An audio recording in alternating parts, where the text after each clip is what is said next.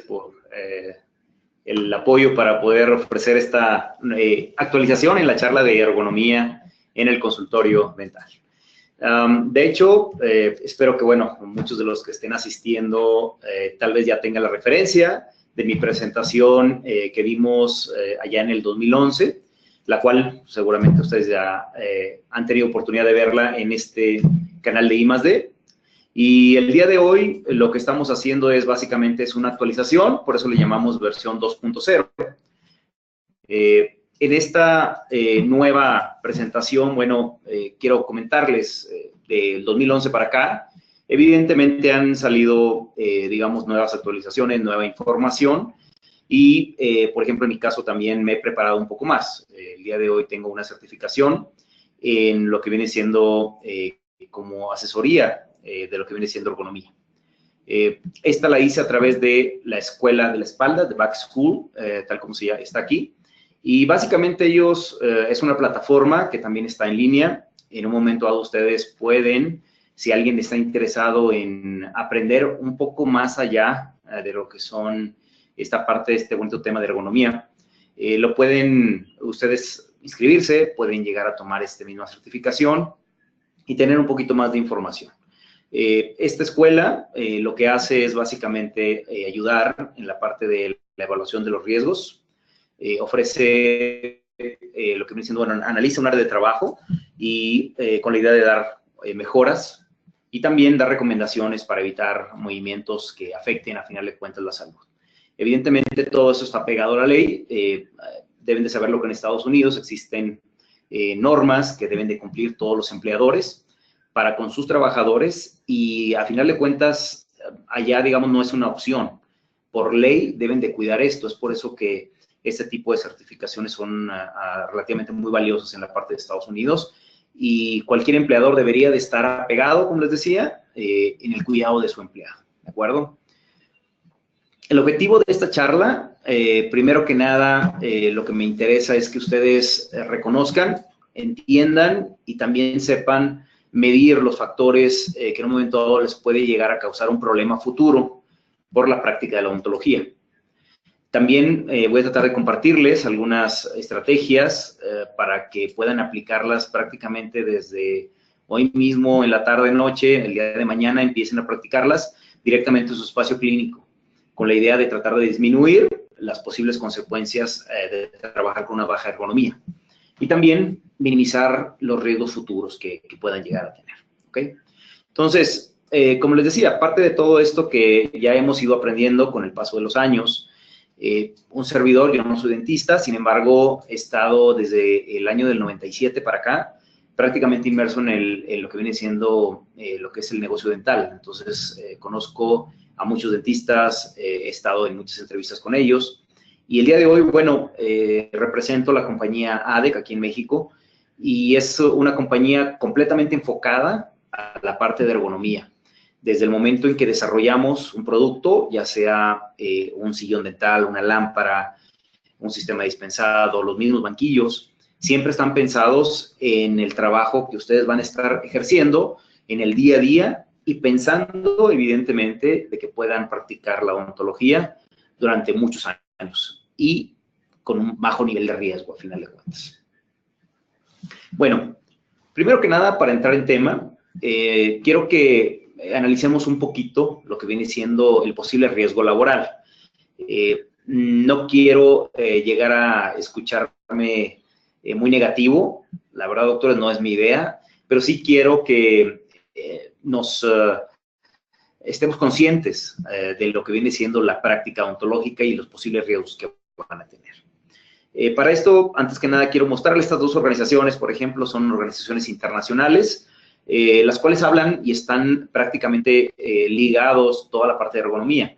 De entrada, ergonomía, estas dos organizaciones lo que lo hacen es de manera general. No es enfocado a la odontología realmente, aunque sí es parte de, pero lo hacen desde el punto de vista laboral. Entonces, mucho de lo que se ofrece en estas dos plataformas es prácticamente para cualquier tipo de trabajo que se lleve a cabo. Puede ser en una fábrica, puede ser en un laboratorio, puede ser incluso en un aula, por ejemplo, para estudiantes que se la pasan digamos, sentado durante mucho tiempo.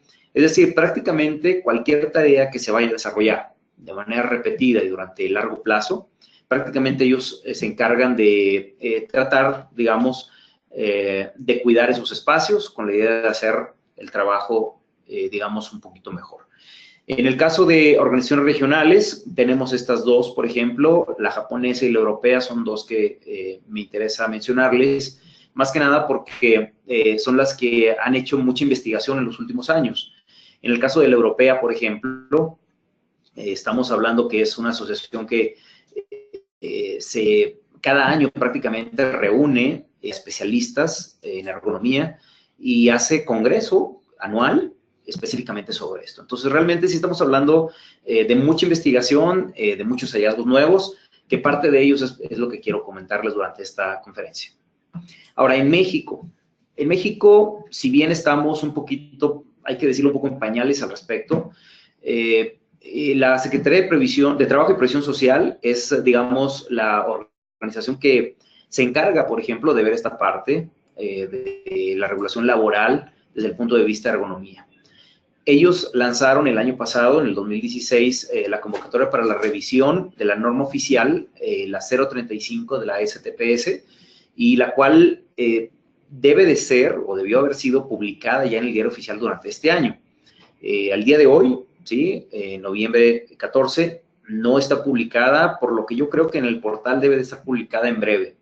Realmente ya se subió un proyecto de norma, ya se recibieron todos los comentarios de las diferentes asociaciones, tanto públicas como gubernamentales, se le hicieron las correcciones, las que se aceptaron, y yo creo que no debe de tardar mucho en que salga publicada en el diario oficial de la Federación y en un momento dado ya entre en vigor. Sin embargo, lo que yo alcancé a ver en este proyecto de norma, sí habla un poquito de los espacios, habla de las precauciones que se deben de tener, algunas recomendaciones, pero no abarca tanto como el detalle que voy a tratar de darles el día de hoy.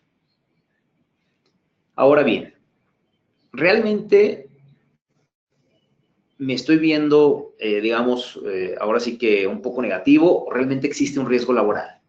Evidentemente, en estas fotografías que les presento, pues, vaya, es evidente el riesgo laboral que estas personas están teniendo. Más que nada porque es un trabajo un poco físico y a final de cuentas los riesgos son evidentes. Pero, por ejemplo, analicemos otras profesiones. ¿Qué tal un estilista? Muchos dirán, bueno, realmente más allá de que pueda cortarse porque está trabajando con instrumentos afilados, muchos dirán, bueno, fuera de eso no hay riesgo. La verdad es que no. Vamos a ver con el paso de esta charla que mucho tiene que ver las posturas que adoptemos en cualquier ambiente de trabajo que estemos realizando. Así como el estilista, por ejemplo, tenemos esta violinista. Podemos estar hablando que ella puede estar desarrollando en un concierto, por ejemplo, tocar este instrumento durante, ¿qué les gusta? Una hora, hora y media aproximadamente. Y aunque puede parecer que no es mucho tiempo, la realidad es que para llegar a ese concierto, ella pasó horas y horas y horas practicando y masterizando ese instrumento. Entonces, imagínense a esta violinista girando la cabeza, presionando con su barbilla lo que viene siendo el instrumento, con la otra mano estar haciendo, ahora sí que sonar la cuerda y aparte la pisada con el otro brazo. Analizando esta postura como tal, en realidad no es nada cómoda. Imagine la cantidad de horas que ha pasado exactamente en esa postura y realmente las posibles consecuencias que puede llegar a sufrir. Ahorita vamos a ver los detalles.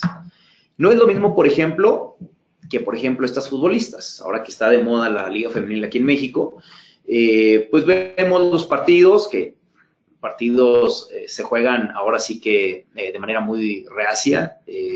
Me asombra, la verdad, las ganas con las que lo hacen. Pero, por ejemplo, ellas en particular, estamos hablando que a lo mejor juegan durante los fines de semana. Sin embargo, estamos hablando que se preparan de lunes a viernes, haciendo entrenamientos, haciendo ejercicio, y es decir, preparan su cuerpo precisamente para llevar al desempeño alto el fin de semana. Ahora bien, la práctica de la odontología, ¿consideran que es una profesión de riesgo? Dentro del ramo médico en general, por ejemplo, he escuchado algunas áreas que llegan a decir que los dentistas son los que la pasan mejor porque se la pasan sentados todo el día. La verdad es de que no tienen ni idea realmente de todas las posibles consecuencias que pueden tener por el hecho de estar sentados y sobre todo por no observar una buena ergonomía. Antes de entrar en materia, bueno, habrá que definir qué es ergonomía. En realidad el término, estamos hablando de un término que viene desde aquellas épocas de los años de 1900, que es cuando empieza fuertemente la industrialización, digamos, y empiezan, digamos, las estaciones de trabajo en las diferentes empresas. Cuando ya existe una estación de trabajo, prácticamente el trabajo se vuelve muy repetitivo. Entonces, un empleado se la pasa haciendo una sola cosa durante horas y a final de cuentas, a veces, insisto, en posturas que no son las más adecuadas. Entonces, el término como tal, desde entonces viene hablándose de ergonomía. ¿Y qué es básicamente la ergonomía? A mí me gustaría que lo veamos de la siguiente manera. Es tratar de hacer que su área de trabajo, cualquiera que ésta sea, puede ser, como les decía, un oficinista, puede ser un laboratorista, incluso, por ejemplo, alguien que toque batería, por ejemplo, esa es su estación de trabajo. Lo ideal, en el caso de ergonomía, es hacer más inteligente todo el trabajo que se va a estar desarrollando en esa área de trabajo. Para nuestro caso, todo lo que voy a hablarles durante esta conferencia es cómo hacer, digamos, desde el punto de vista como persona y desde el punto de vista de equipamiento, tener todo al alcance de la mano, tratando de evitar posibles consecuencias futuras. Básicamente eso es lo que vamos a hacer. Entonces, eso va a ser ergonomía para nuestro caso. Ahora bien, vamos a hablar aquí de hábitos. Aquí hay algunas preguntas, las cuales ustedes podrán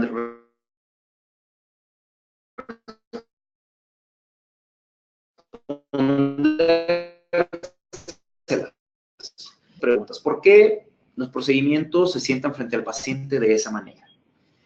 ¿Por qué agarran el instrumento o el espejo de cierta manera?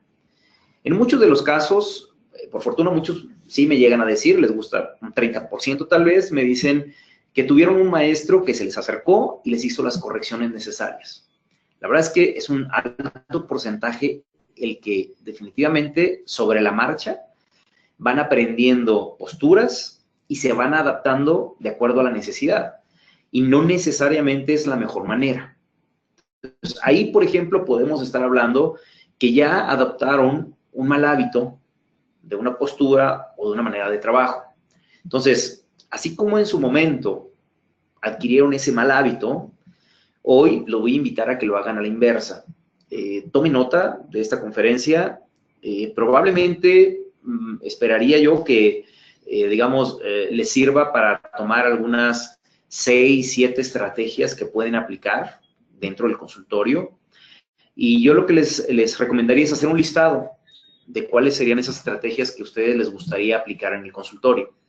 Y de entrada, agarren las 2 que crean que puede traerles más consecuencias y no trabajen sobre las 7, agarren esas 2 nada más, las que pueden darles más consecuencia.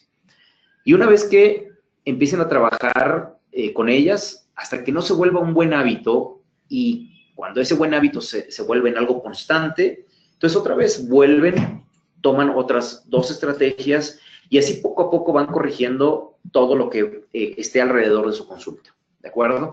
Y es básicamente adquirir el buen hábito de cómo trabajar de manera ergonómica. Ahora bien, me gustaría explicarles un poquito esta asociación de los problemas musculoesqueléticos con esta práctica dental. En esta diapositiva van a poder ver, tenemos, todas estas son literaturas que están disponibles, ahí está toda la información. Y aunque no es toda, sí es una recopilación del 93 al 2007 y vienen diferentes países en los cuales fueron desarrollados estos estudios. El estudio lo hicieron en diferentes participantes, desde dentistas, higienistas, asistentes, y vean también la cantidad de reportes o de prevalecencia de problemas musculoesqueléticos o de desórdenes musculoesqueléticos. con el paso de los años, como les digo. Entonces, todo esto, lo único que nos muestra es mera estadística, pero los invito, doctores, a que no sean parte de esta estadística. Hoy, esta correlación que existe entre los problemas musculoesqueléticos y la práctica de la odontología ya está más que probada, y realmente creo yo que con estrategia se puede llegar a evitar algún problema futuro.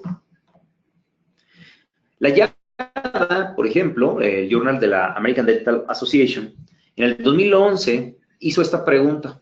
De hecho, esta pregunta me encanta también en las conferencias hacerla en el auditorio. Y varía definitivamente el auditorio en el que yo lo haga. Pero, por ejemplo, cuando hay dentistas, y también depende el nivel de experiencia que tengan los dentistas, hay algunos que pueden tener de menos de 10 años, por ejemplo, de práctica, algunos que tienen más de 10 años.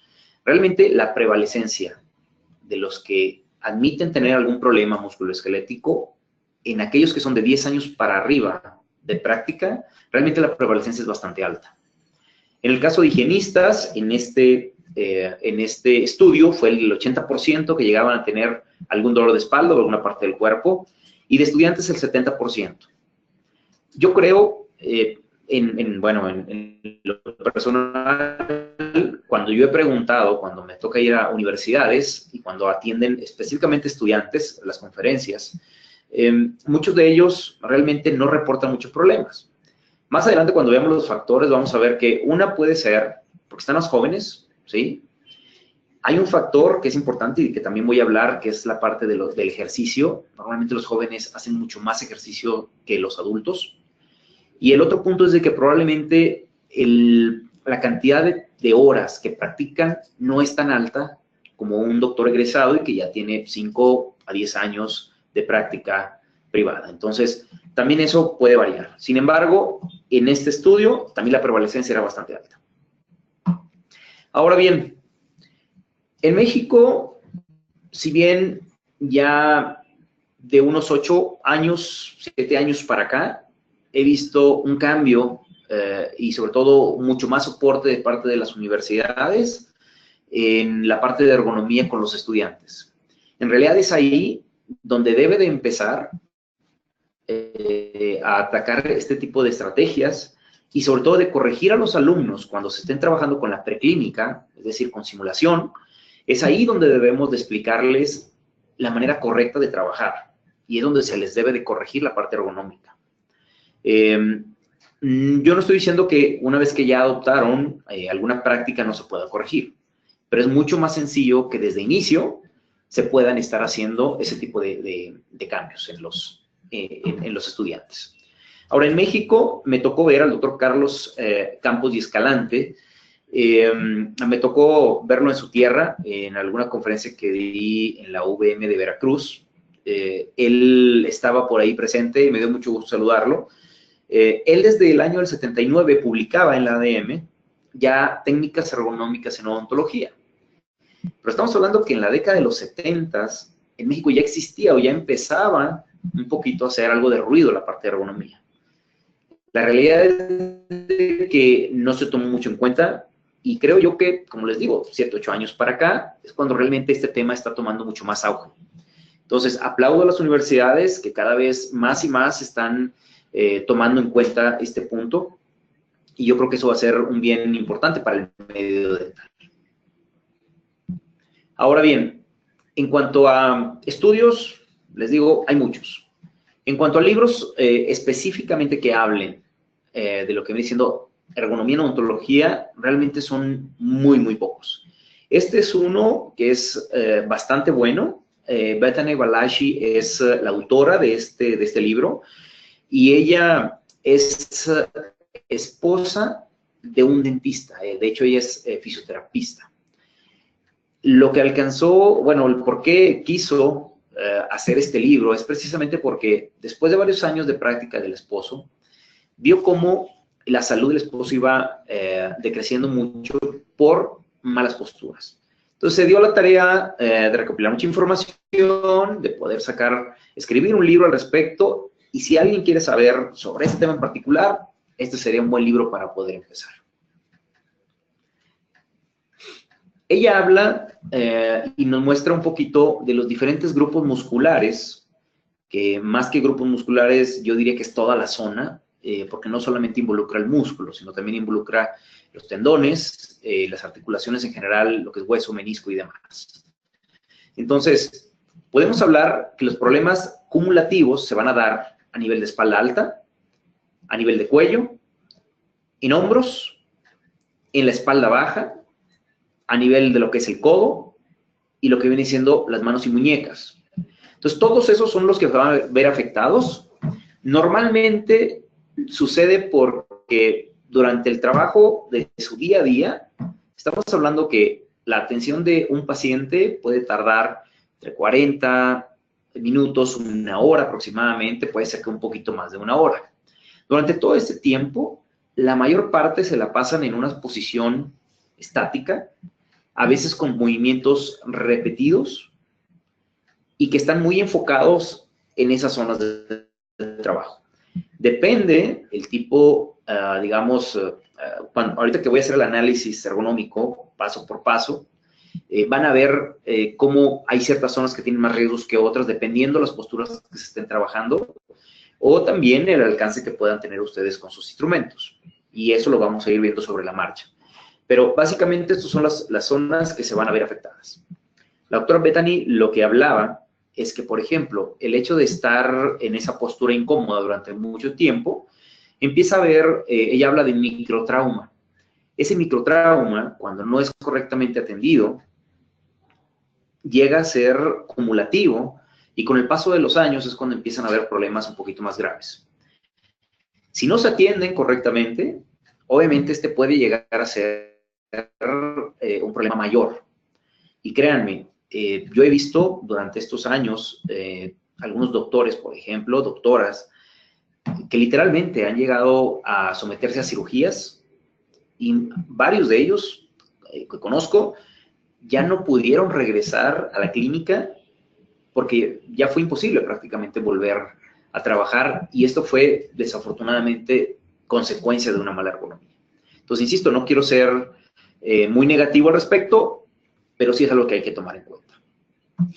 Ahora bien, si algunos de ustedes y ontonautas ya presentaron algún problema, ¿qué hay que hacer? Obviamente, la recomendación es una atención inmediata. No lo dejen para después. No crean que con algunas cremas, con algunos masajes simplemente va a quedar el problema solucionado. Busquen un traumatólogo, vayan a ver fisioterapistas, existen terapistas ocupacionales. Todos ellos son especialistas en esto y seguramente les van a poder dar, bueno, ciertos ejercicios, un tratamiento muy específico para el problema. Y una vez que hayan controlado esa situación, es importante que apliquen lo más que puedan la ergonomía en su trabajo diario.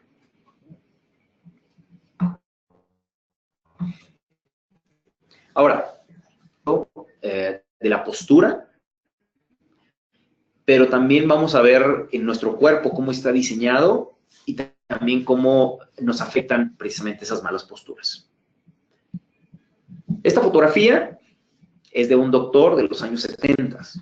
A inicios de los 70, así es como se trabajaba, de pie. Con el paso de los años, en esa década, en la medida en que los sillones dentales y todos los instrumentos alrededor del sillón fueron cambiando, realmente el de pie a la odontología sentado fueron básicamente los fabricantes de equipos.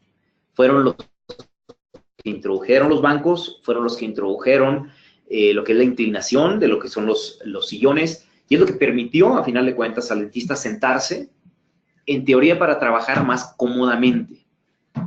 Sin embargo, estas dos fotografías nos muestran cómo, cuando se trabajaba de pie, vean la curvatura que tenía, por ejemplo, la cabeza. Y vean aquí, está trabajando sentado, y es una fotografía mucho más actualizada, pero vean cómo realmente la consecuencia va a ser prácticamente igual, o incluso todavía pudiera decir que va a ser peor la consecuencia en este doctor. Entonces, vamos a evaluar esto.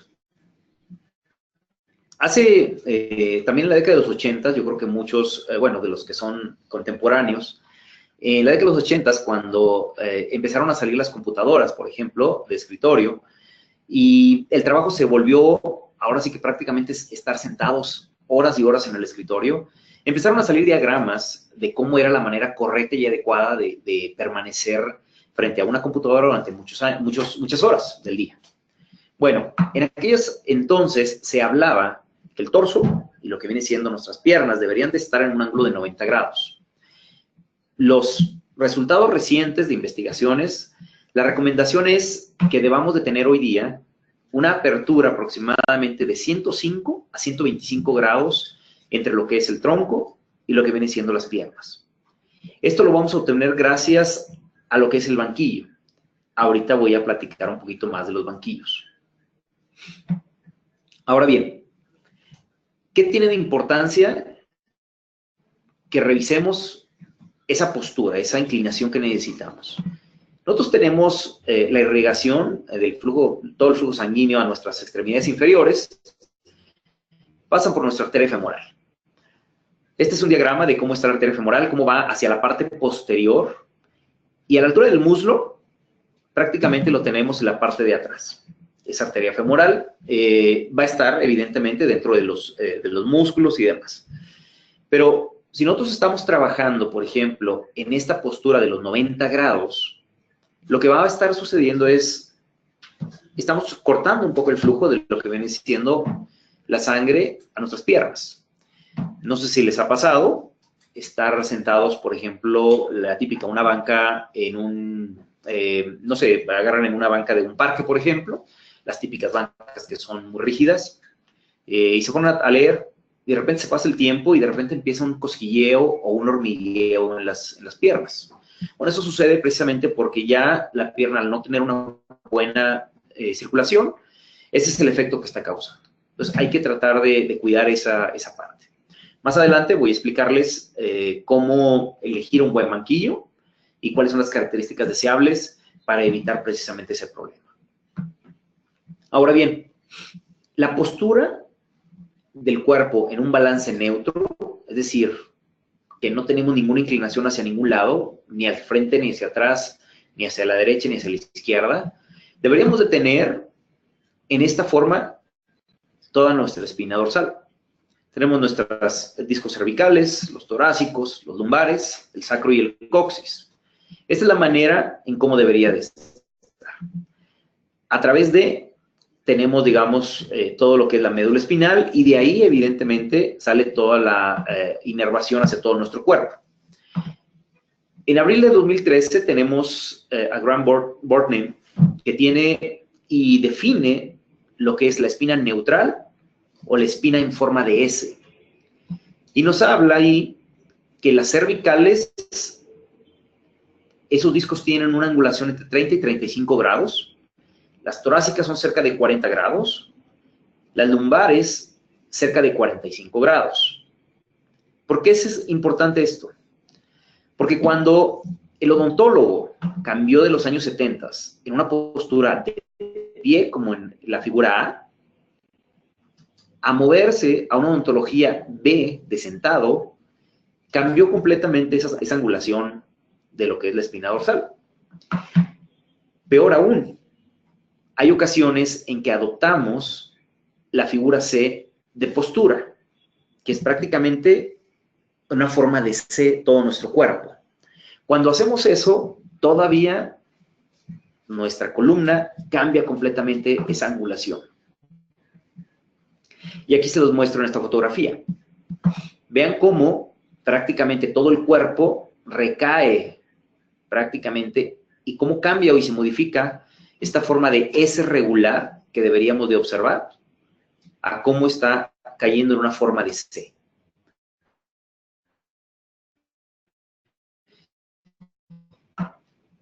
Aunque puede parecer sea, digamos, la más descansada, la más relajada, puede ser.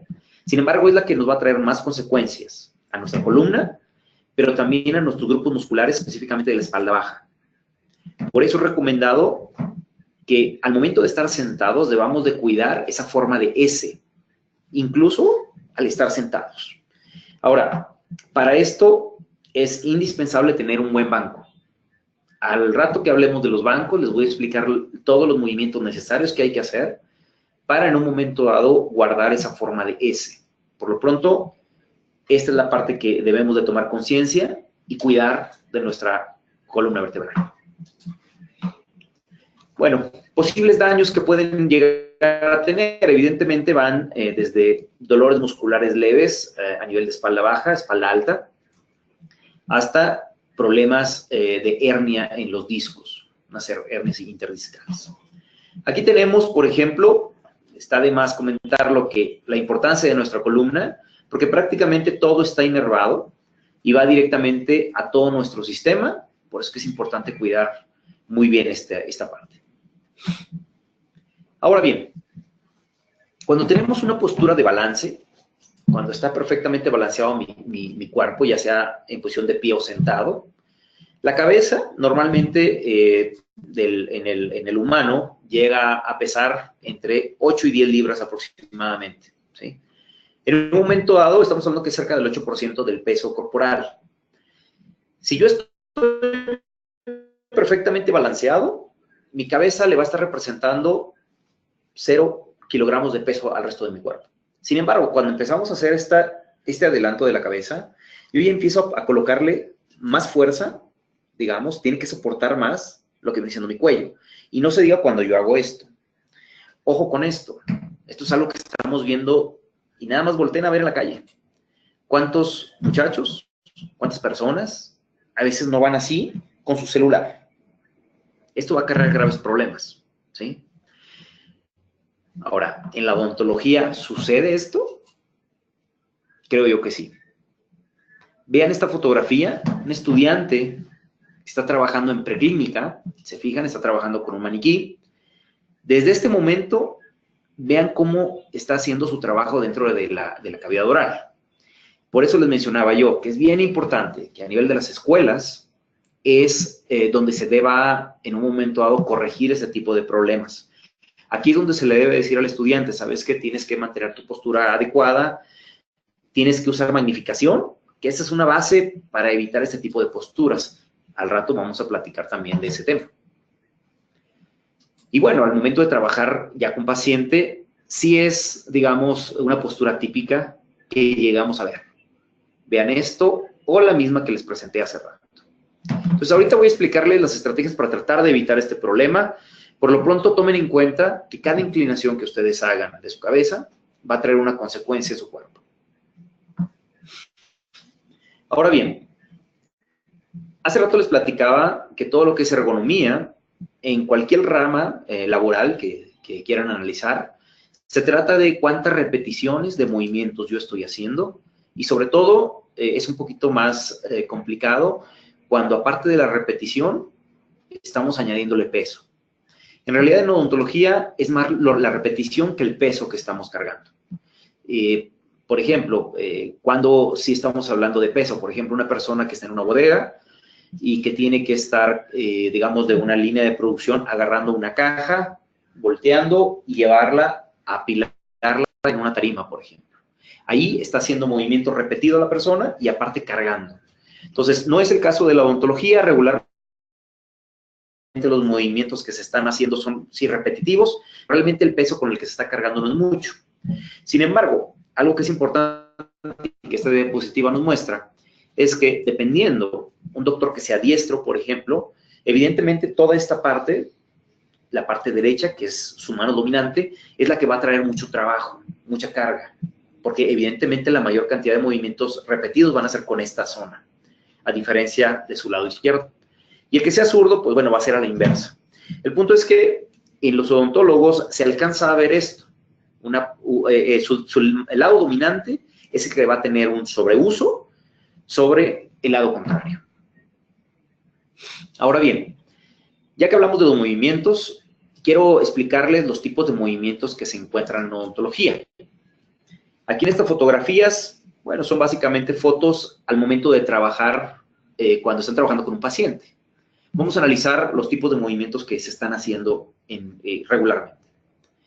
El movimiento clase 1 Es un movimiento el cual es el típico de trabajo cuando se está dentro de cavidad oral y donde se está trabajando con el espejo o con algún instrumento. Prácticamente lo único que se está moviendo son los dedos. Ese es el movimiento clase tipo 1. El clase tipo 2 regularmente ya interviene el giro de la muñeca. Y aquí en este caso, como lo muestra la imagen, es por ejemplo cuando el doctor toma el instrumento, se lo va a pasar al asistente y lo va a intercambiar con ella el siguiente instrumento. Entonces, eso es movimiento clase 2. Se mueven tanto dedos como muñeca. Después tenemos el clase 3. Este movimiento clase 3 generalmente es al trabajar en boca. Normalmente el dentista tiene que mover lo que viene siendo mano, todo el antebrazo hasta el codo, tomar, por ejemplo, una jeringa triple o simplemente dejar la jeringa triple y tomar la pieza de mano, ya sea la de alta o la de baja. Entonces, ahí ese tipo de movimiento hablamos que es movimiento clase 3. El clase 4 puede ser de diferentes maneras. Aquí muestro, por ejemplo, cómo el doctor tiene que hacer un alcance de su lámpara, ya sea con uno o con los dos brazos, y acomodar la luz.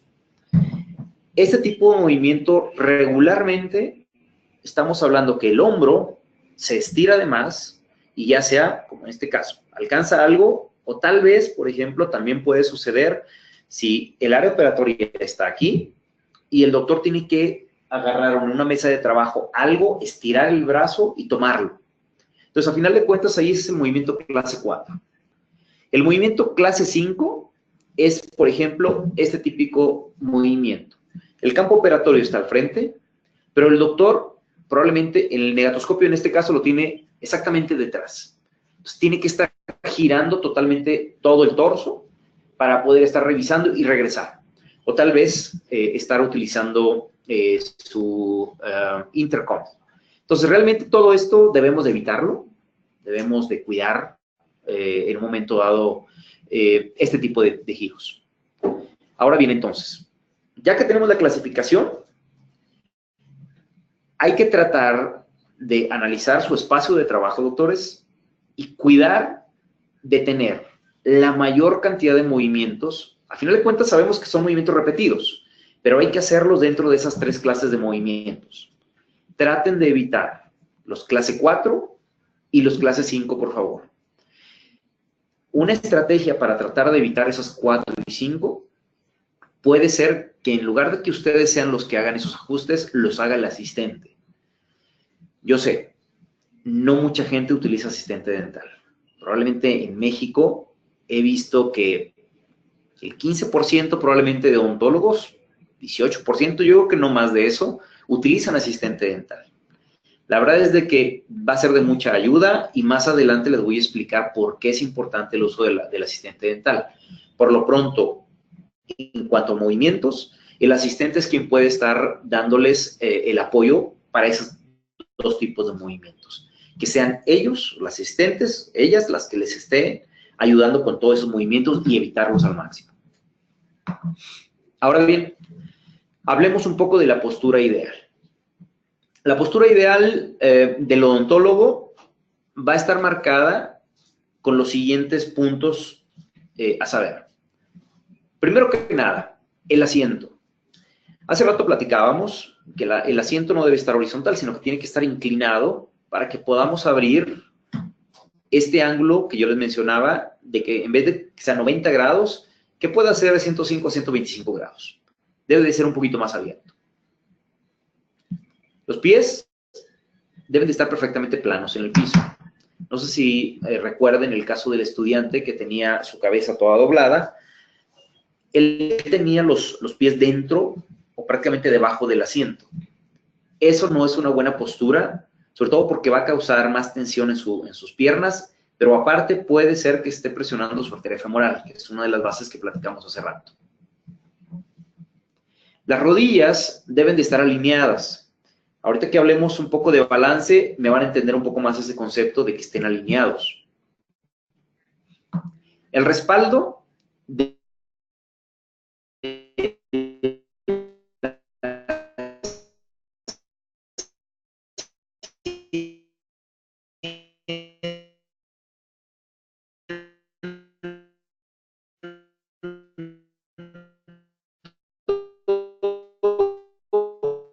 de acuerdo a su antropometría.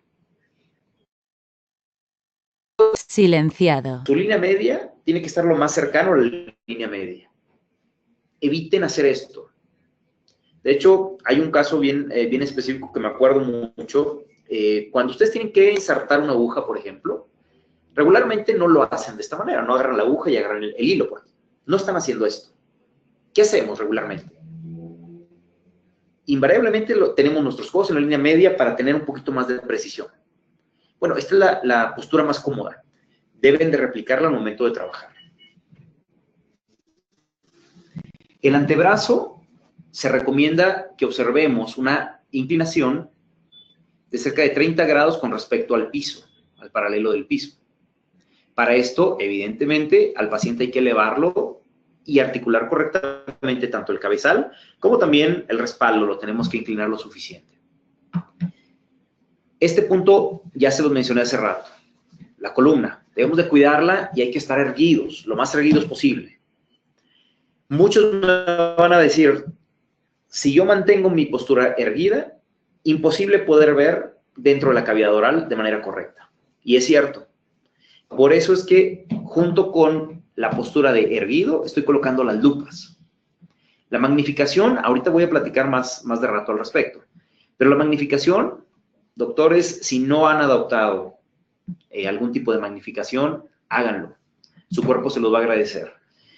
A nivel estudiantes, yo cada vez, y creo que muchas compañías están recomendándoles, incluso muchos maestros ya recomiendan que empiecen a trabajar con lo que viene siendo la magnificación. Y la cabeza cuidar, ya saben. Eviten enviarla hacia el frente, la tienen que tener en una postura balanceada.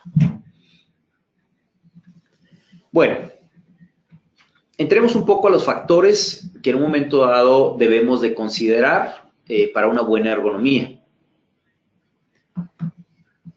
Aquí tenemos a nuestro doctor modelo que ya tiene problemas en su espalda. Entonces, vamos a explicarles cuáles son los puntos que deben de tomar en cuenta. Primero que nada, están estos tres y ahorita voy a mostrar otros tres. Estos primeros, si pueden ver, son completamente referentes a la persona. No tiene nada que ver con la estación de trabajo, no tiene nada que ver con ningún equipo, es específicamente con la persona. Y vamos a explicarlos aquí. La edad y género juegan un papel importante. La edad, hace rato les comenté que cuando estoy dando la conferencia en estudiantes, la prevalecencia realmente de dolores es mínima. Es muy poco los estudiantes que levantan la mano. Pero cuando ya lo pregunto a doctores que están en su práctica privada, generalmente ya la prevalencia de algún problema musculoesquelético es mayor. No tiene que ver realmente otra cosa más que la edad. Los jóvenes generalmente no duele mucho o nada prácticamente. Es fácil que de un golpe se puedan recuperar mucho más rápido que una persona adulta. Entonces, la edad juega un papel importante. El género regularmente se dice que las mujeres resisten un poco más que los hombres. Entonces, de una u otra manera, ese umbral de dolor también tiene un poco que ver con respecto al género. El otro punto que también es importante es la musculatura de soporte. Siempre cuando estoy en una conferencia, le pregunto al auditorio que levante la mano cuántos hacen ejercicio regular. La prevalencia en jóvenes, puedo decir que es un 40, 45% levantan la mano. Cambia completamente cuando hablamos de un adulto. Generalmente un adulto ya en la edad de los 30 para arriba, es muy difícil que hagan ejercicio. Ejercicio regular. Entonces, estamos hablando que normalmente a veces ni el 10% me levanta la mano. Esto, doctores, estamos hablando que su profesión, y lo estamos desglosando muy a detalle, es una profesión que sí demanda que estén físicamente aptos. Entonces, si aunado a eso hacen ejercicio regular y constante, créanme, van a estar mucho más preparados para el tipo de trabajo que están realizando. Por eso es que esa parte de musculatura de soporte es necesaria y si hoy día no lo hacen, les recomiendo que empiecen a hacerlo. Muchos dirán, no tengo tiempo, no me gusta el ejercicio. Realmente, lo ideal es que tengamos, digamos, acceso a un gimnasio, algún entrenador, algún equipo o algo. Lo importante es que hagamos y nos movamos un poquito con ese ejercicio. Al rato hablaré cuáles pueden ser los posibles ejercicios que hay que hacer. Ahora, el otro punto que también está ahí marcado, que es la flexión y las pausas, es algo importante a considerar, porque me he topado con muchos doctores que, por ejemplo, ya en una edad mediana de trabajo, por ejemplo, que tienen una buena cantidad de pacientes, que bueno, empiezan a trabajar a veces 8 o 9 de la mañana, o hay veces que empiezan a las 7 de la mañana, y prácticamente empiezan con paciente, tras paciente, tras paciente, tras paciente. Y es literal, llegan a tener 2 o 3 operatorios para que en lo que están despidiendo a uno, la asistente ya está pasando al segundo, y de un cubículo se mueve al siguiente, y así se la pasa todo el día. Hace rato hablé de las posturas incómodas que tienen ustedes que soportar durante periodos de 45 minutos a 1 hora, y aunado a eso, no dan pausas. Entonces, imagínense el nivel de agotamiento que van a llegar a tener al final del día. Es mucho mayor. Yo les recomiendo que hagan pausas, al menos dense 10 minutos. Yo creo que, o a lo mejor es mucho, pero si se puede 15, dense 15 minutos. Tienen que relajar esas articulaciones y preferentemente, aparte de esas pausas, hagan flexiones. Hacia el final de esta conferencia les voy a explicar cuáles son las posibles flexiones que son recomendadas dependiendo de la zona en particular del cuerpo. Lo vamos a revisar a detalle y eso se va hacia el final de la charla. Ahora, toda esa primera parte, como les decía, es totalmente responsabilidad de la persona. Estos que siguen ya son realmente más de equipos, es decir, con qué contamos, qué tenemos alrededor y cómo nos van a ayudar, a final de cuentas, en ese tema de ergonomía, que es la parte de iluminación, la parte de los equipos y la parte de los ajustes. Más al rato voy a hablar a detalle de esos temas. Primero que nada, los factores importantes que van a tener que ver dentro de esta postura, dentro de esta ergonomía, está la parte de balance, la parte de la postura como tal, la posición del paciente. Ustedes pueden decir, bueno, realmente, pues, ¿qué posición debe de tener el paciente? Vamos a revisar a detalle ahorita cuáles son algunas de las malas costumbres de los pacientes que a veces no corregimos. Y el otro, se los platiqué también ahorita, fortaleza y estiramiento. En cuanto a balance, quiero mostrarles estas fotografías y cómo, por ejemplo, si yo marco trazo una línea imaginaria entre el eje interpupilar, entre nuestros hombros, la cadera, rodilla y pies, vean cómo estamos marcando una línea paralela al piso. Esto lo debemos de mantener aún y que estemos sentados. Es indispensable para tener una buena postura balanceada. ¿Qué es lo que sucede? Estas son fotografías típicas de procedimientos y de estrategias que se utilizan cuando están trabajando con paciente. Vean a este doctor, esta línea que les mencionaba entre hombros, vean cómo perdió completamente, ¿sí?, la paralela del piso. Y no se diga, el eje interpupilar aquí prácticamente está llegando a un punto perpendicular con respecto al piso. Entonces, esto está completamente desbalanceado, este cuerpo. No se diga en más aparte, esta curvatura de C que hablamos hace rato, y no se diga aquí. Entonces, la manera de sentarnos va a ser indispensable para poder observar una buena postura ergonómica. Hablando del balance, quiero mostrarles este tipo de diagrama en forma de semáforo, la cual, por ejemplo, ya sea que veamos al operador de frente o lo veamos de lado, estos son los niveles de inclinación que en un momento pueden ser aceptados. En el verde son, digamos, las posturas que, ok, si necesito inclinarme un poco para poder tener una mejor visión, ok, es aceptable hasta la línea verde. Lo amarillo ya son posiciones que yo les recomendaría dejarlas para aquellos casos donde realmente el acceso visual sea bastante limitado. Y por ningún motivo lleguen a inclinaciones como el rojo que vimos ahí. Por ejemplo, la diapositiva pasada les mostraba a un doctor que estaba prácticamente inclinado en el nivel rojo prácticamente. Esos ya son realmente posturas que causan mucho daño y hay que evitarlas al máximo. Ahora, respecto a la posición del paciente. El paciente pues es bastante inteligente. El paciente llega y dice, ok, al momento de que se sienta, dice, aquí, en el cabezal, va mi cabeza. Entonces terminan, si se fijan, el cuerpo de este paciente está como que encogido y aparte la cadera la termina aventando hacia el frente de lo que es el asiento. Realmente aquí no está ni cómodo él y los va a forzar a ustedes a adoptar posiciones que son bastante incómodas. Hay que educar al paciente, ¿sí? Hay que evitar este espacio y hay que decirle, primero que nada, la cadera va completamente hacia atrás, la espalda debe quedar perfectamente en todo el respaldo y el cabezal, ojo, pocas veces yo veo que se use correctamente el cabezal, hay que retirarlo, este trae una barra, que es una barra que llega hasta este punto.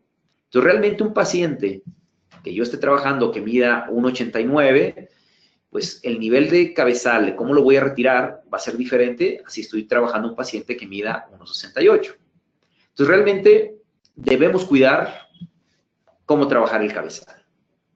Una vez que ya está en posición supina, ya para poder trabajar dentro de cavidad oral, es necesario también hacer una buena articulación del cabezal. Esto va a permitir, por un lado, tener un buen acceso a la cavidad oral, una buena visión, y también, bueno, dependiendo de la zona que estemos trabajando, ya sea el maxilar, superior o inferior. Ahora bien, muchas veces al paciente no queremos molestarlo. Doctores, ustedes se la pasan en el consultorio 6, 7, 8 horas al día o a veces más, y ustedes son los que terminan adaptando posturas que no deben de ser. Gírate a un lado, gírate hacia el otro, o articularlo hacia atrás, puede ser tal vez un poco incómodo para el paciente, pero es por su bien, doctores. El paciente realmente va a estar ahí 45 minutos, 1 hora. Ustedes estamos hablando que pasan periodos realmente largos durante un día regular. Entonces, cuiden mucho esa postura. Incluso para el asistente, al momento de trabajar, la vista, que normalmente el asistente queda de 20, 15 centímetros más alto con respecto al doctor, la visión, por ejemplo, dentro de cavidad oral, desde el punto de vista de asistente, también va a mejorar considerablemente cuando hacemos ese ajuste del cabezal. Ahora, a partir de aquí vienen una serie de consejos y de puntos que son importantes a considerar para una buena ergonomía. Ya he hablado, evidentemente, de tipos, ya de consejos prácticos que deben de hacer. Lo primero que deben de hacer, y siempre lo digo, no podemos corregir algo que no conocemos. Entonces, tómense fotos. No van a hacer fotos para el Facebook, no van a hacer fotos para compartir con los amigos, son realmente fotos para analizar su postura. Así como hemos visto en esta presentación varias fotografías, varios ejemplos, y donde yo he puntualizado cuáles son los problemas a nivel de cuello, a nivel de espalda, a nivel del cuerpo, de lo que son los brazos, exactamente hagan eso mismo, tómense fotografías y analicen su postura. Hagan un listado de qué cosas son las que tienen que corregir y, como les decía al inicio, tomen estrategias para mejorar de a 2 en 2, de a 1 en 1, y hasta que no la dominen, ahora sí, en ese momento, muévanse a la siguiente. Aquí, por ejemplo, vemos el hombro, ya está inclinado, pero aparte la cabeza también la tiene inclinada. Aquí no se diga, la doctora está trabajando de pie, pero vean cómo al paciente no lo está recostando. ¿Por qué?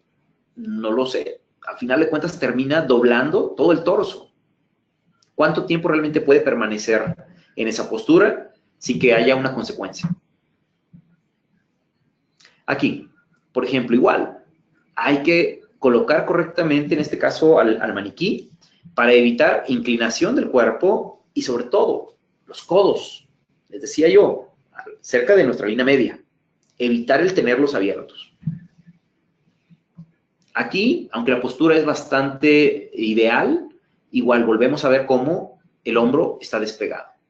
Realmente cuando tenemos el hombro despegado, yo no veo cómo se puede hacer un trabajo preciso dentro de boca. Insisto, creo yo que de esta manera tendríamos un poco más de control con respecto a nuestra mano. Y bueno, un poco más de ejemplos de posturas que son algo incómodas. Aquí vean lo que les mencionaba, el problema de la cabeza. La estamos inclinando mucho y al final de cuentas nuestro cuello, nuestro hombro es el que se va a estar viendo, la espalda alta evidentemente son las que van a tener esa consecuencia. Esto fue en una exposición y quise tomar al doctor tanto de un costado como por atrás para ver la postura incorrecta. Vean aquí la inclinación y vean aquí si yo manejo una línea entre el hombro, vemos cómo a final de cuentas está inclinado al paciente. Y aquí tenemos a final de cuentas también la otra postura de lo que viene siendo una doctora con lo que es el hombro, lo tiene más elevado con respecto al otro. Ahí está totalmente desbalanceado. ¿Qué tal si yo lo que veo es que esta doctora es diestra? ¿Qué tal si yo a este paciente le bajo el asiento y llego a tener esa línea que yo necesito en el hombro? Y bueno, aquí ya con esta estudiante vemos ya que prácticamente estás asfixiando al paciente. Entonces, normalmente, como les digo, si alguien me está viendo de universidades, es importante hacer énfasis específicamente en los estudiantes. A ellos son a los que es un poquito más fácil corregir, porque realmente estas posturas las están adoptando realmente en ese momento de la práctica de la preclínica. Y es donde debemos de poner mucho énfasis. Y aquellos doctores que, insisto, ya tienen posturas como estas, incorrectas, empiecen a corregirlas poco a poco. No quieren cambiar todo, porque va a ser muy incómodo para ustedes. Tomen, insisto, estrategias de una en una, de dos en dos, y poco a poco vayan haciendo esa corrección. Ahora bien, vamos a ver un poco sobre la parte de percepción visual y la iluminación, que a final de cuentas están ligadas una de la otra. Lo primero, indispensable es tener una buena iluminación. Estoy hablando de una buena calidad de luz. Ustedes van a estar fijos dentro de cavidad oral y necesitan tener una buena lámpara que les esté emitiendo una iluminación adecuada. Esa lámpara debe de eliminarle sombras y contrastes marcados en el patrón de luz. Para esto, doctores, los invito a que vean la ISO 9680. Esa es una norma estandarizada con la cual las lámparas dentales deben de cumplir. Se hizo esta, ahora sí que valga la redundancia, esta ISO, porque tenemos que cuidar la fatiga en la vista. El ISO 9680 lo que nos dice es que el patrón de luz que emiten las lámparas dentales, la parte central es la zona donde debe estar más concentrada la luz. Y para evitar una fatiga en la vista, todo lo que es la parte externa de ese patrón de luz debe de irse difuminando. Eso nos va a ayudar a que la vista no se canse tan fácilmente. Entonces, las lámparas halógenas generalmente tenían un foco, bueno, tienen un foco halógeno, envían la luz a la parte posterior y después traen un filtro, bueno, en este caso, que es la DAD, que es un filtro diacrónico, que es un vidrio especial en el cual trae embebido lo que viene siendo un reflejante. Y si ustedes ponen la mano detrás de la lámpara, algo de luz está pasando a través de ese vidrio. Es una luz que no necesitamos. En cambio, está reflejando únicamente la luz corregida necesaria para hacer una luz blanca de buena calidad, que es lo que les estoy comentando aquí. Tenemos que buscar una lámpara de buena calidad. Recientemente, en los últimos 4 o 5 años, hemos estado encontrando ya lámparas de LED, las cuales evidentemente son lámparas con una mejor luz, una mejor intensidad. Incluso, por ejemplo, como en esta fotografía, tienen estos diodos, 4 diodos que son amarillos para cuando manejamos resinas. Invariablemente con una halógena, la que agarren, cuando trabajan un material fotosensible, se va a polimerizar. ¿Qué terminan haciendo en esos procedimientos, doctores? O apagan la luz, o el patrón de luz lo llevan hacia un costado. Y realmente están trabajando pues, en unas condiciones de penumbra dentro de la cavidad oral. Realmente ahí están forzando mucho su vista. Entonces traten de evitarlo. Con estas nuevas lámparas, cuando ya eliminan lo que viene siendo la luz azul de esa intensidad, les permite ver correctamente dentro de la cavidad oral con una muy buena intensidad y la resina no se va a estar acelerando. Entonces, los invito a que prueben ese tipo de lámparas. Les digo, son mucho mejores. Ahora, les explico todo esto porque también tienen que ser ustedes un poco más exigentes con sus proveedores de equipo. He visto N cantidad de lámparas que ya simplemente por ser un poste, literalmente tener una fuente de luz y emitir unas de luz, creen que ya es una buena lámpara. Pregunten realmente si cuentan con ese ISO. Las lámparas dentales de buena calidad deben de contar con el ISO 9680. Otro punto importante aquí, que también es relativamente constante.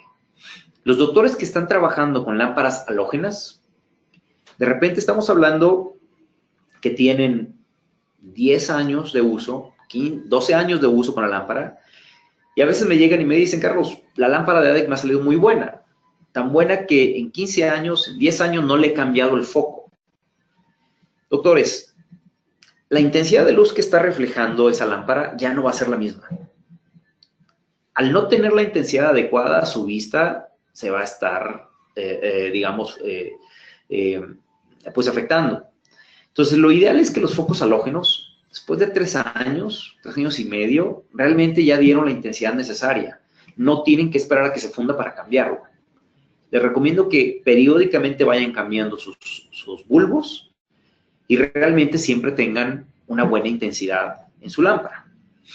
Ahora, ojo, ahora que hablamos de esto, aparte del foco en las halógenas, el vidrio que está aquí detrás, en el caso de ADEC, es un vidrio. Pero hay ocasiones en que las lámparas de algunas marcas, esta parte que en la nuestra es vidrio, hay veces que es plástico o de algún otro material de policarbonato. La cuestión es que cada que encendemos y apagamos la lámpara se está expandiendo y está contrayendo, ¿sí? Normalmente en esas otras lámparas colocan un filtro, el filtro que nosotros lo tenemos embebido en el vidrio, otros lo tienen como una película. Entonces, evidentemente, de tanto expandir y contraer, se empiezan a hacer unos halos o se empieza a perder esa película. Igual que el caso del foco. Ahí ya no están teniendo la reflexión de la luz necesaria y su intensidad de luz no va a ser la adecuada. Entonces, cuiden sus ojos, cuiden su vista, doctores. Tomen en cuenta este tipo de detalles cuando elijan una buena lámpara dental. Otro punto que es importante a ver es este movimiento, doctores.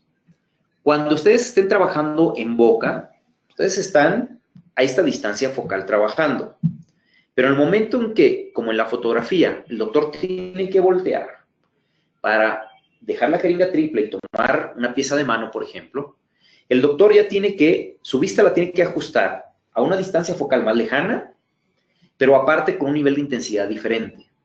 La intensidad que hay en cavidad oral es más alta por la luz de la lámpara, que no lo van a tener cuando tomen su pieza de mano. Entonces, esa acomodación de la vista, ¿sí?, va a causar una fatiga visual. Entonces, traten de minimizar esos cambios de vista lo más que se pueda. Idealmente, y si hay estrategias, al rato les voy a explicar algunos instrumentos, cómo pueden hacerlo para evitar esto, ¿sí? Sin embargo, por lo pronto tomen en cuenta que una vez que ya estén focalizados en la cavidad oral, traten de que sea asistente quien les esté proveyendo prácticamente todos los instrumentos y todos los materiales para que ustedes no tengan que acomodar su vista al tener que voltear. Esto es también particularmente importante. Esto, hay ciertas escuelas dentales que están recomendando para evitar reducir, digamos, las sombras posibles y tener una mejor iluminación, es que coloquemos el haz de luz hacia nuestra cavidad oral, casi en el mismo sentido a cómo va a estar llegando nuestra vista. Esta es una buena estrategia de cómo pueden hacer una buena iluminación o una mejor iluminación dentro de cavidad. Ahora, las piezas de mano de 7 años, 8 años para acá, también han ido evolucionando. Las primeras empezaron a salir con un foco halógeno. Hoy día ya tenemos focos de LED, ¿sí? Aquí les muestro la fotografía de NSK. WH también tiene unas buenas piezas de mano que también tienen, digamos, de LED. Y esto, doctores, véanlo como una iluminación adicional. Porque me he tocado casos donde hay doctores que me dicen que ya no necesitan su lámpara dental porque prácticamente la luz de su pieza de mano es muy buena y con eso es suficiente. No hay nada más falso que eso, doctores. El patrón de luz, les decía, les va a ayudar a que lo que es la fatiga visual disminuya. Y si solamente están dependiendo de la luz, ya sea de su pieza de mano o incluso las lamparitas que se colocan en la cabeza, créanme, no es suficiente intensidad de luz. Los invito a que pregunten a esos proveedores cuál es la cantidad de luxes que emiten tanto la pieza de mano como sus lámparas. Y realmente no tiene nada que ver con las lámparas dentales. Una lámpara dental, por ejemplo, halógena, puede llegar a darles hasta 24,000 luxes, mientras que una de LED puede llegarles a dar cerca de 30,000 luxes. Realmente hay una distancia abismal en el tipo de luz y la cantidad de luz que les está emitiendo. Entonces, tengan cuidado, sí utilicen ese tipo de apoyos, es iluminación adicional, como les digo, y bueno, vayan cambiando poco a poco hacia estas nuevas versiones. Ahora bien, hablando de la magnificación, aquí vamos a ver un poquito de las ventajas que ofrece el utilizar la magnificación. Por un lado, les va a dar una visión mejor y más clara de lo que están trabajando dentro de la cavidad oral, ¿sí? No hay, ustedes, básicamente su trabajo está dedicado completamente en lo que realmente puedan ver.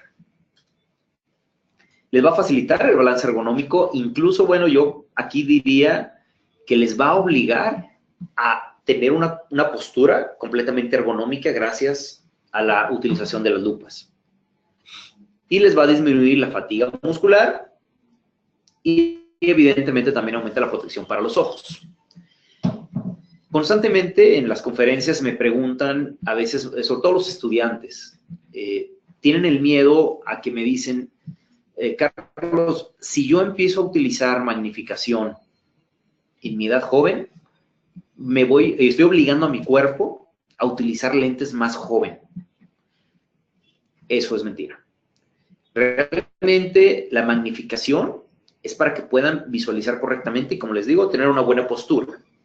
Al contrario, aparte de que si no usan magnificación, aparte de que van a estar en posturas incómodas, la vista la van a estar forzando mucho más porque van a estar teniendo ahora sí que visualizar dentro de la cavidad oral con todo lo que es el agua, la irrigación y demás. Entonces, realmente forzan más la vista de esa manera y sí, probablemente van a requerir lentes un poquito antes de tiempo. Entonces, les recomiendo que utilicen su magnificación.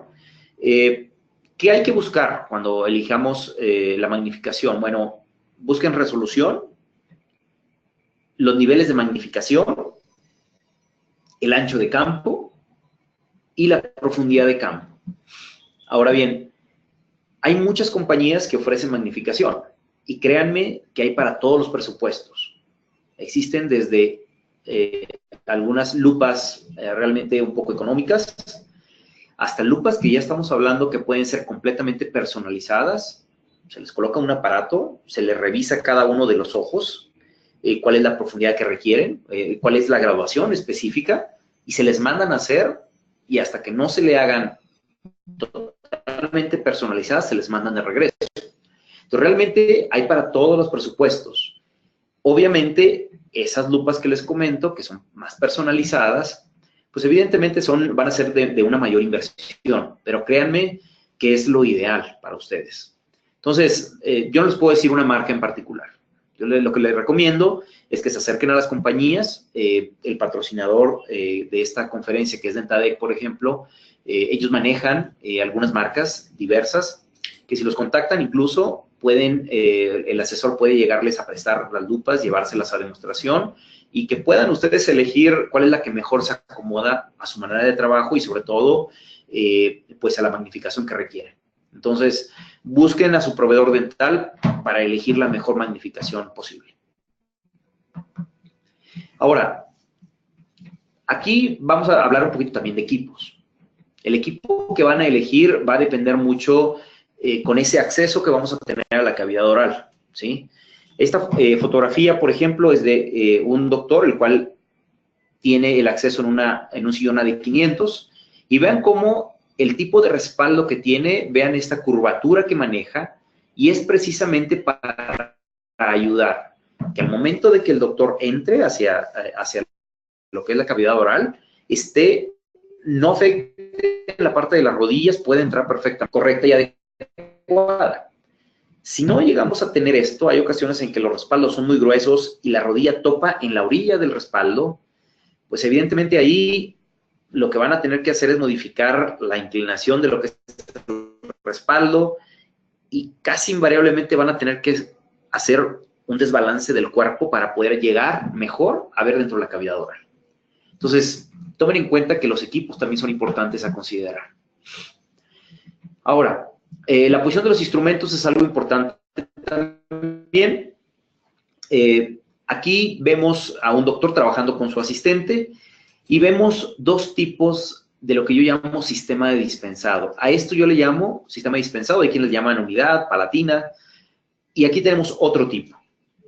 De estos dos doctores, el más común, yo quiero pensar que en México el 95% de los doctores utilizan este sistema que le llaman tradicional, que es con la manguera por debajo. Muy pocos realmente utilizan el sistema que le llaman colibrí, continental, europeo, que es con la manguera por arriba. Hoy por hoy, el mejor sistema desde el punto de vista de ergonomía es el continental, es esta manguera por arriba. Realmente con este sistema pueden tener sus instrumentos muy, muy cerca de lo que es la cavidad oral. Y hace rato que platicábamos de esa acomodación de la vista, cuando ustedes están enfocados en cavidad oral, realmente si ustedes colocan ciertas cosas a una distancia focal, no tienen que voltear su vista para tomar algo. Realmente enfocados completamente dentro de cavidad oral, con su mano simplemente la van a mover, van a tomar lo que requieran, lo regresan y demás. Lo mismo sucede con cualquier otra cosa. No tienen que voltear su vista va a estar completamente fija dentro de cavidad oral. Y es gracias a este sistema continental. En cambio, en el sistema tradicional,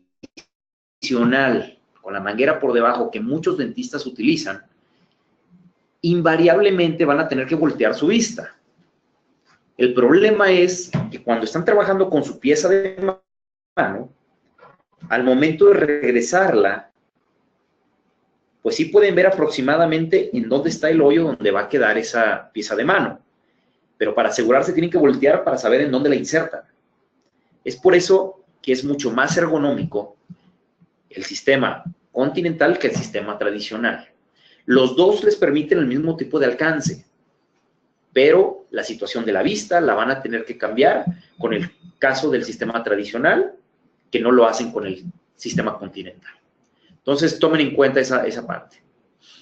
Al rato voy a hablar de cuando hablemos del trabajo con asistente, de la posición en que ustedes adoptan alrededor de lo que es la cavidad oral. Muy bien, vamos a pasar a la parte de los banquillos. Estos banquillos también son fabricados por ADEC y estamos hablando que es la generación nueva de bancos. Esta generación, incluso la anterior, les va a permitir la inclinación, pero en este banco en particular, en la nueva versión, hablamos de un asiento dinámico. Tiene una área superior, que es la que le va a dar la comodidad. Tenemos una fase intermedia, que es la armadura, esta azul, que tiene diferentes zonas, que es donde va a ir las piernas, donde nos vamos a sentar propiamente. Una parte que es más rígida, que es toda la orilla posterior, y una parte intermedia, que también tiene que ser un poco más rígida. Todo esto está soportado en un tipo de muelle, con esta capa inferior, y es lo que nos permite tener un buen ajuste de lo que viene siendo nuestro cuerpo al momento de sentarnos, ir a un nivel de confort superior. Entonces, la nueva versión de banquillos son estos.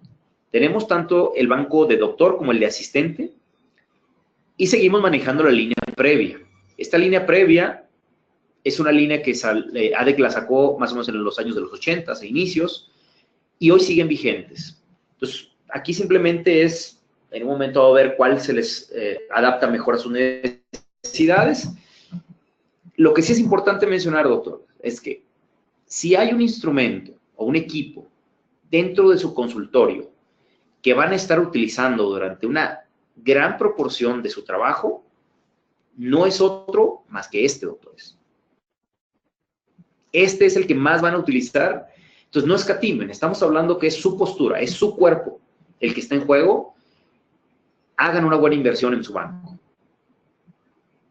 Los ajustes, les mencionaba yo, está la altura, está la inclinación de lo que es el banco.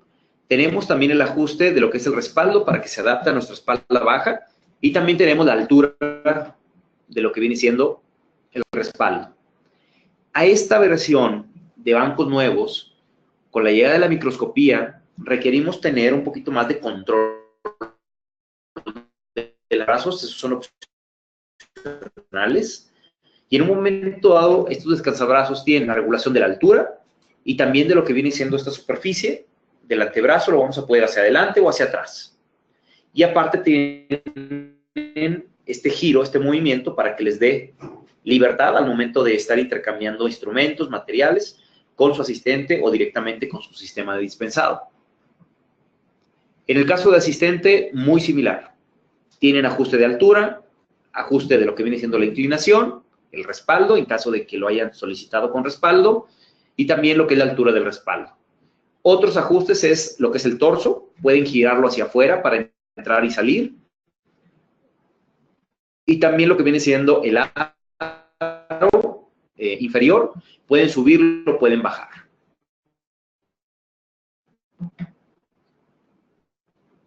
Ahora, el trabajo acuático, yo les recomiendo que volteen a tener, digamos, esta práctica. Les va a facilitar mucho el trabajo. Ustedes están dedicados dentro de la cavidad oral y es el asistente que va a estar haciendo prácticamente. Es como una obra de teatro prácticamente. Tienen que ponerse perfectamente de acuerdo para saber qué instrumento sigue qué. Y es una cuestión ahora sí que de que el asistente tome ese entrenamiento y poco a poco llegue el punto en el que sepa perfectamente cada uno de sus movimientos que siga. Hoy aplaudo que hay muchas, ya varias universidades que están teniendo dentro de sus escuelas precisamente esto va a ayudarnos y va a venir a revolucionar completamente esta parte de ergonomía en México. Entonces, aquellos que no, les recomiendo que lo empiecen a hacer, que lo evalúen, y yo creo que es una buena manera de trabajo. Ahora, dependiendo ya el asistente cuando se esté trabajando, bueno, adoptamos una postura, ya sea a las 12, a las 10, a las 11, y cada uno de los participantes, en este caso doctor y asistente, van a tener una zona de trabajo propia. En este caso, esto es del asistente, esto es del operador. Normalmente aquí no pasa nada, es una zona estática. Y regularmente hacia el sur de lo que viene siendo la cavidad oral, es donde existe toda la transferencia de instrumentos o de materiales.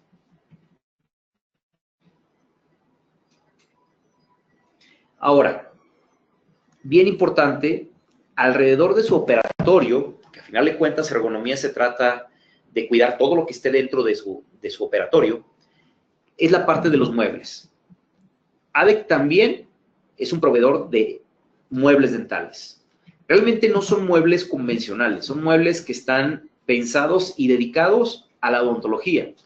Están pensados en tener las gavetas necesarias, las divisiones necesarias y prácticamente las áreas de soporte que requieren para la práctica de la odontología.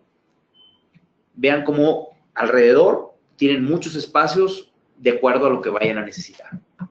Ahora, les va a ayudar un mueble en tener una correcta organización de lo que viene siendo dentro de lo que es el área operatoria, mejora el flujo de trabajo, cuida la altura al momento de trabajar, digamos, ya al tomar los instrumentos, y evidentemente puede darles el apoyo de entrada y salida de todos sus materiales.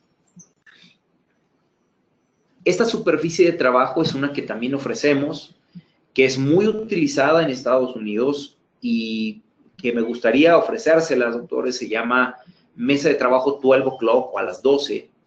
Y es una mesa que va en la parte posterior y está muy dedicada para que tengan una superficie de 22,5 pulgadas de diámetro. Es una superficie sólida en la cual pueden tener instrumentos, materiales, para que prácticamente sea, digamos, toma y apoyo prácticamente del asistente. Y vean aquí, por ejemplo, una vista superior de un caso en el cual aquí tenemos una charola de soporte, tenemos el monitor, tenemos esta mesa de trabajo que les explicaba de 22,5 pulgadas de diámetro, tenemos otra charola, existe otra charola, y acá abajo hay dentro de este mueble, hay una puerta que sale para tener más materiales. O sea, prácticamente estamos dedicando muchas superficies de trabajo para tener todo lo que el asistente requiera y que eventualmente va a terminar en las manos del dentista. Esto realmente es productividad y esto realmente son muebles pensados para el odontólogo. Si se fijan, en este caso, el doctor lo único que va a estar manejando son los instrumentos como las piezas de mano, sus escareadores o su jeringa triple. Todo lo demás va a ser proveído a través del asistente dental.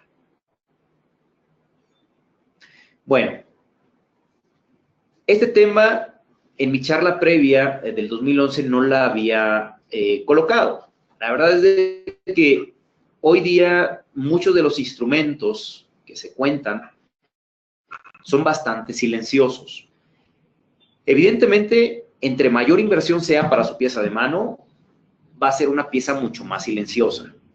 Si queremos invertir en una pieza de mano de baja calidad, generalmente va ligado a mucho ruido. Entonces, ya va a depender de ustedes, doctores, qué tanto ruido están teniendo sus piezas de mano para que en un momento decidan utilizar una protección auditiva o no. Aquí manejamos, por ejemplo, son ejemplos, estos dos son como existen, ahora sí, opciones variadas, donde las venden, donde vendan, digamos, todo lo que es y demás. Seguramente ahí van a tener este tipo de proveedoras, van a tener este tipo de tapones. Entonces, considérenlo. Evalúen cómo está su clínica, si realmente hay piezas que generan mucho ruido, sí les recomiendo que lo hagan. Acuérdense, esto al igual que en el caso del cuerpo, en la parte muscular que les decía, la cantidad de ruido es cumulativo el que nos va a crear un problema a nivel auditivo. Entonces, tomen en cuenta si requieren o no una protección auditiva. Bueno, doctores, ahorita, antes de continuar con este tema, me gustaría que hiciéramos una pausa. El día de mañana vamos a continuar a partir de aquí, de la parte del fortalecimiento físico, y vamos a hablar también un poquito de la parte de diseño de consultorio, un poquito de estrategias de los equipos que deben de utilizar para una mejor ergonomía, ¿de acuerdo? ¿Les parece que abramos la discusión para preguntas y respuestas, si les parece? Muchísimas gracias, Carlos Quintanilla, por esta interesante información que nos has compartido el día de hoy. Les recordamos, queridos odontonautas, que con su conexión en la plataforma GoToWebinar se acredita directamente su CADI y lo verán reflejado en máximo 48 horas. A quienes nos acompañan vía Facebook o YouTube, les pedimos por favor ingresar a www.inteligenciadental.com/CADI. Aquí podrán acreditar su constancia de asistencia digital de la plática del día de hoy. Si es necesario, podrán hacer cambios en sus datos e imprimir la relación de los CADIs que tienen acreditados hasta el momento. Muchísimas gracias y continuamos con la sesión de preguntas. Muchas gracias.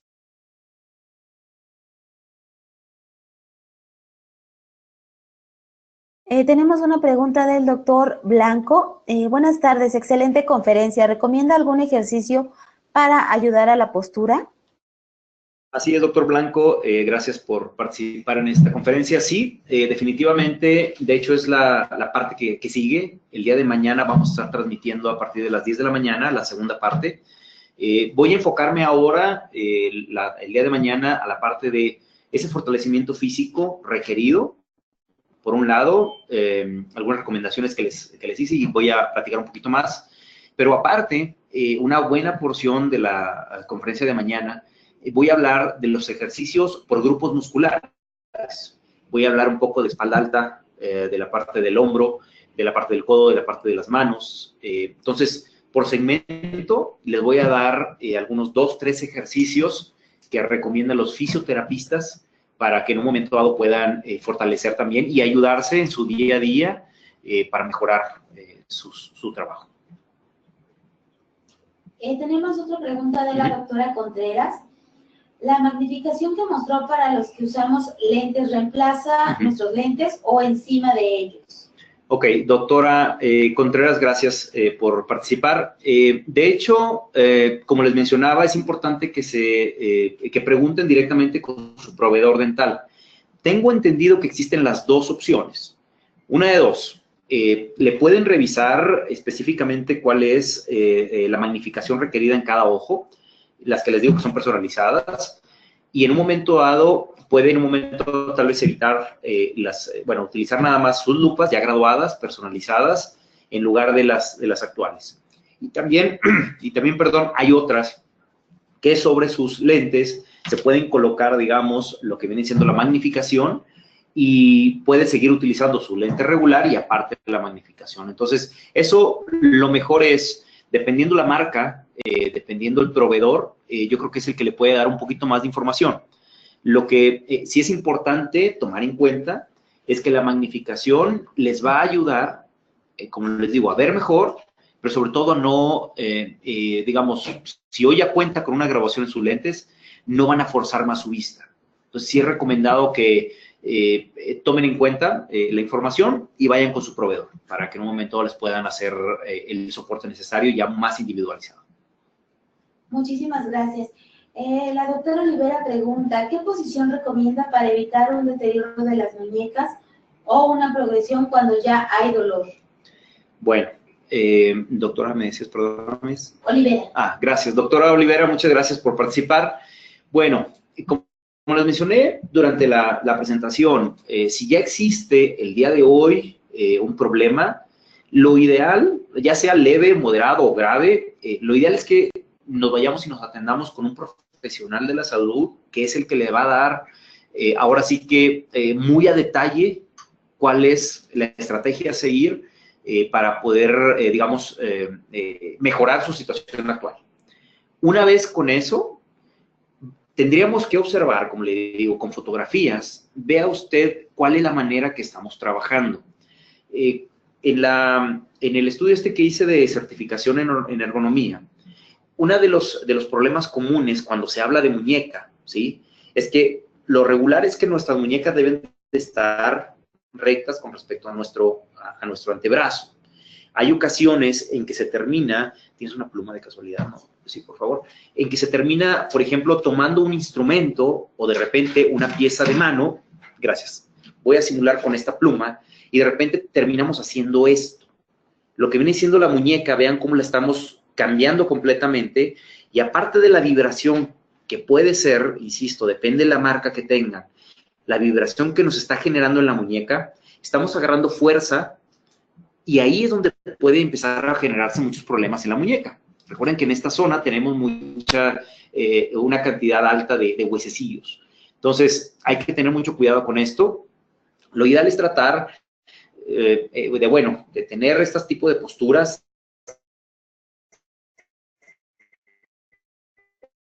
Otro punto importante también en cuanto a las manos es que afuera nuestras muñecas, y eso también está generando mucha tensión en nuestra muñeca.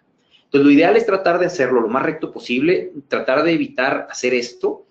Y bueno, en cuanto a la fuerza, pues evidentemente se requiere colocar bastante fuerza, por ejemplo, cuando se hace una preparación, por ejemplo, de cavidad, clase 1, clase 2, no sé, o un desgaste de corona, por ejemplo. Se requiere colocar fuerza. Para tratar estrategias para evitar darle mucha fuerza, si se está utilizando pieza neumática, yo le recomendaría fuertemente que cambiemos a piezas eléctricas. Una pieza eléctrica, la fuerza que va a usted requerir va a ser mucho menor que la fuerza que se está imprimiendo con una pieza neumática. Aparte de que la fuerza es menor, va a ser un desgaste mucho mejor y aparte va a ser más silenciosa y bueno, a final de cuentas, su trabajo lo va a hacer incluso hasta mejor. Porque, por ejemplo, una preparación de cavidad que puede llegar a tardar con una pieza neumática, no sé, 30 minutos, 25 minutos, pues a lo mejor cuando ya se agarra mucha destreza con una pieza de mano eléctrica, se puede llegar a hacer en cuestión de minutos, o a lo mejor se puede recortar a 5, 8 minutos. O sea, todo ese tiempo, a final de cuentas, recuerden lo que les decía, la frecuencia con lo que estemos haciendo los movimientos, si los podemos reducir, esa realmente es una buena respuesta para trabajar correctamente, digamos, ahora sí, mejorando un poquito sus muñecas. La doctora Jiménez pregunta si hay que fortalecer muñeca y dedos. Definitivamente, doctora Jiménez, gracias por participar. En efecto, el día de mañana, cuando veamos la parte de los ejercicios, sí hay algunos que es específicamente para trabajar sobre manos. Hay ciertos ejercicios que les voy a explicar el día de mañana y que sí es importante. Los que voy a explicarles es de una página de fisioterapia específicamente y hay otros, digamos, por ejemplo, la escuela de la espalda, de Back School, donde tomé la certificación. Hay una hojita muy simple que igual van a tener al final mi correo electrónico. Si gustan escribirme, yo les puedo mandar esa hoja. La pueden tener y, digamos, entre las pausas que hagan entre paciente y paciente, pueden hacer esos ejercicios cortos, rápidos. Y los que les digo de la fisioterapia, del área de fisioterapia, eso sí se los voy a recomendar que lo hagan al menos una vez al día o se puede cada 2 días, porque esa sí va a ser una sesión un poquito más larga y lo más recomendado incluso es que probablemente sea ya en su casa, en la comunidad de su casa, porque definitivamente vamos a tener posturas en las que vamos a tener que estar colocados en el piso y bueno, a lo mejor el consultorio no es el mejor lugar para hacerlos. Pero el día de mañana vamos a ver todo ese tipo de estiramientos y de ejercicios para las diferentes zonas. Tenemos otra pregunta que dice, en el caso de los pacientes pediátricos, ¿cómo se podría atender en los sillones que son tan grandes? De la doctora Listipan. Gracias, doctora Listipan. Gracias por participar. Siempre, doctora, el paciente pediátrico va a ser un desafío considerando este tipo de sillones que normalmente están diseñados ahora sí que para un adulto. La verdad es de que digamos, las dimensiones, algunas de las fotografías que yo mostré, por ejemplo, un paciente pediátrico se nos puede perder en ese sillón, definitivamente. Entonces, yo lo que le recomiendo es que busque con sus proveedores, en el caso de nosotros en particular, ADEC, tenemos una línea que es ADEC 300, que definitivamente es la más delgada, la más que manejamos, y realmente la curvatura en la parte del respaldo precisamente para lo que les mencionaba hace rato, que ustedes puedan entrar directamente, puedan tener un buen acceso a la cavidad oral, incluso con pacientes pediátricos. La altura, por ejemplo, de un respaldo, pues es algo como esto, a diferencia, por ejemplo, de una 500 que ya sube tanto así. Y el paciente pediátrico, evidentemente, en esos sillones grandes, pues como les digo, se nos puede perder. Entonces, la invito a que en un momento dado pueda preguntar por esa línea, que es ADEC 300, Es más compacta, más delgada y digamos que nosotros no la diseñamos solamente para odontopediatría. Sin embargo, es una línea que sí tratamos de enfocar mucho hacia ellos, precisamente por el espacio que requieren ustedes por ser pacientes más pequeños, ¿no? Muchas gracias. Tenemos un comentario de la doctora Contreras. Gracias. Dice, ojalá y de todo esto nos hablaran cuando somos estudiantes. Nunca nadie nos habló de esto. Ahora yo padezco de síndrome de Kelvin y dolor como punzadas hasta el codo. Excelente conferencia. Muchas gracias, doctora Contreras. La verdad es que le agradezco que nos comparta su caso. Ojalá y bueno, digamos, con algún tratamiento o algo pueda ir mejorando la situación. El día de mañana, como le digo, cuando hablemos de lo que es estiramientos, les hable un poquito, les digo, de ejercicios, o a lo mejor puede ir mejorando la condición. Yo pienso que puede llegar el momento de ayudar. La realidad es, como lo dije durante la conferencia, hace 7, 8 años para acá, me he topado con que las universidades, algunas ya lo tienen en su plan de estudios, esta parte de ergonomía, y algunas otras, al menos ya los maestros que están en preclínica, empiezan a darle mucho énfasis. La verdad es que marcas como ADEC, existen otras marcas, por ejemplo, Bamasa, que también trabaja mucho en coordinación con universidades. Ellos están haciendo mucho trabajo en este sentido, en tratar de concientizar a la parte de las escuelas para hablarles a los estudiantes y que tengan un poquito más de conocimiento al respecto. Yo estoy haciendo un esfuerzo, de hecho, en coordinación con Dentadec. Estamos mandando a imprimir una serie de pósters con, digamos, un resumen de todo esto que estoy hablando. Es un resumen en un póster, los cuales vamos a tratar de colocar en ciertas escuelas para que, bueno, en un momento dado los estudiantes tengan, ahora sí que de primera mano, en un póster, qué cosas deben de cuidar, aparte de lo que la escuela misma les explique. Y evidentemente estamos tratando de hacer un link entre ese póster con esta presentación que se está grabando el día de hoy y que posteriormente se va a subir a YouTube. Pues hay muchos saludos y felicitaciones. Muchas gracias a todos. Gracias. Saludos desde Perú. Muy bien, muchas gracias. Gracias por seguirnos. Y bueno, hasta el momento son las preguntas que... Ok. Bueno, doctores y dontonautas, gracias por participar, gracias por estar por aquí. El día de mañana continuamos. Ojalá y no sea difícil para ustedes el poderse conectar el día de mañana para ver esta segunda parte que les tengo preparada. ¿De acuerdo? Gracias por su tiempo. Gracias I+D. Y nos vemos el día de mañana. Muchas gracias. Muchísimas gracias a nuestros queridos amigos de Dentadec, quienes patrocinaron esta conferencia. Muchas gracias, Carlos Quintanilla, por esta interesante información. Pero sobre todo ustedes, queridos odontonautas, que se conectan de todo nuestro país y de países hermanos latinoamericanos. Fue un verdadero placer recibirles el día de hoy en esta su aula virtual I+D en el ciberespacio. Les agradecemos mucho su tiempo, confianza y preferencia. Nos encantará encontrarles el día de mañana en esta su aula virtual para que disfruten de la continuación de la conferencia de Carlos Quintanilla. Muchísimas gracias y nos escuchamos el día de mañana. Hasta pronto.